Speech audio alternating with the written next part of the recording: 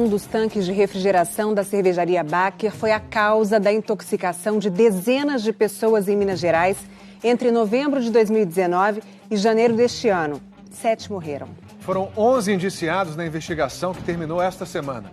O Fantástico revela com exclusividade os detalhes do inquérito e mostra como a contaminação aconteceu. Este furinho minúsculo de 1,5 milímetro foi o caminho para a morte de 7 pessoas e deixou 22 com sequelas graves, segundo a investigação. Como o aposentado Luciano Barros, de 57 anos, que teve alta do hospital na quarta-feira depois de 6 meses. Eu entrei no hospital com o problema que eu tive, imaginando, eu vou ficar aqui um dia, 2 dias, eu vou me curar. Eu acordei, quando me falaram, já tinha 3 meses. Eu não acreditei, eu não consigo mexer um dedo quando eu acordei no CTI. As 29 vítimas foram intoxicadas por dietileno glicol, uma substância tóxica que vazou pelo furo no sistema de refrigeração da Baker e contaminou a cerveja. Os pesquisadores do Instituto de Criminalística usaram como parâmetro uma intoxicação que aconteceu em 92 na Argentina e fez 29 vítimas. 15 delas morreram porque consumiram pelo menos essa quantidade de dietileno glicol. Aqui tem 11 mililitros. No caso da intoxicação pelas cervejas da Baker, a quantidade encontrada em cada garrafa foi essa aqui, 6 mililitros. Isso é mais da metade da dose considerada fatal. Em 5 meses de investigação, a polícia descobriu como o líquido se misturou à cerveja que estava neste tanque. Nós colocamos então essa substância traçante, ele é um corante, lá na bomba que distribui o líquido refrigerante e com isso nós podemos identificar que no tanque 10 havia o vazamento desse corante da tubulação de resfriamento para dentro do tanque. Tanque 10 é justamente de onde saíram os lotes em que a perícia encontrou dietileno glicol. Para ver o defeito, só entrando no tanque vazio. É um tanque de fermentação com capacidade para 18 mil litros de cerveja. Olhando aqui nas paredes, a gente consegue perceber várias saliências. São pontos de solda, porque atrás dessa parede de metal tem uma placa por onde passa o líquido anticongelante. A polícia descobriu que o vazamento surgiu exatamente nesse ponto aqui. É um furo provocado por uma solda. Se a gente passar a mão aqui, dá para ver que o líquido que a polícia usou para fazer a perícia continua vazando. O Fantástico teve acesso com exclusividade ao inquérito da Polícia Civil entregue ao Ministério Público. Nós encontramos vários vazamentos. Inclusive, um dos vazamentos que era na bomba que remitia esse líquido para os tanques fermentadores, com uma grande vazão, né? Sobre a presença do dietileno glicol, a Baker afirma que sempre comprou apenas monoetileno glicol puro. Como que esse produto entrou em contato com a cerveja?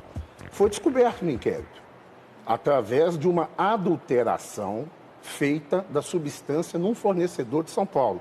Como que este produto adulterado, esse dietileno, entrou em contato com a cerveja? Através de um furo no tanque 10. Tanque esse novo, que entrou na empresa em setembro e que ficou comprovado pelas investigações que veio com vício de fabricação. Para a polícia, a questão da substância ser monoetileno glicol ou dietileno glicol é irrelevante no inquérito. É indiferente para o nexo de acontecimento se vazou mono ou di, porque as duas substâncias são tóxicas e causam efeitos extremamente similares nas vítimas. A fabricante do tanque recomendava álcool e não monoetileno glicol para o sistema de refrigeração. Para a polícia, não seguir a recomendação implicou em assumir um risco. Mas a Baker se defende com uma mensagem de áudio enviada pelo fabricante ao chefe da manutenção. Eu posso te fazer um e-mail falando assim, Marco, se ao invés de a gente usar o álcool anidro, posso usar monoetileno glicol? Eu vou te responder categoricamente, pode usar. Não temos nenhum estudo que indique que não possa ser usado. Procuramos Marco Aurélio Dalmas, dono da Serra Inox, para falar sobre essa mensagem e sobre o defeito no tanque que ele vendeu. Mas ele não nos respondeu.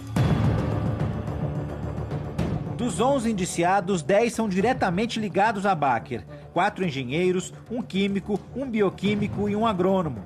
Vão responder por homicídio, lesão corporal e contaminação de produto alimentício.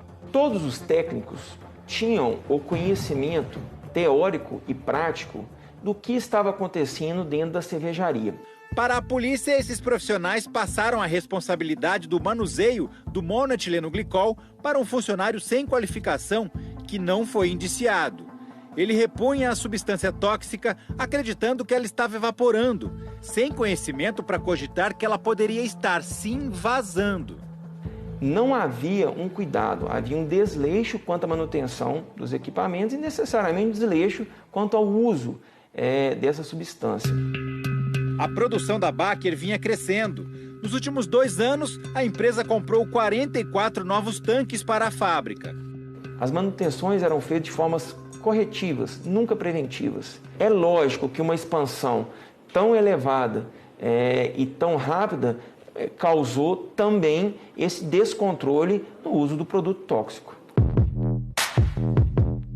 Os 3 donos, Ana Paula Silva Lebos, Rayan Franco Calil Lebos e Munir Franco Calil Lebos, foram indiciados por descumprir ordens de retirar a cerveja do mercado e de divulgar um alerta aos consumidores sobre o risco da intoxicação.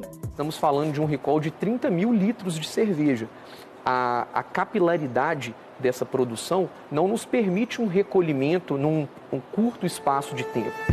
O Cristiano apareceu no Fantástico em janeiro, movendo o pé pela primeira vez, depois de ser internado com os sintomas da contaminação. Nossa, perfeito, Cris. Há 3 meses ele recebe um auxílio da cervejaria para pagar o tratamento e apresenta um progresso visível.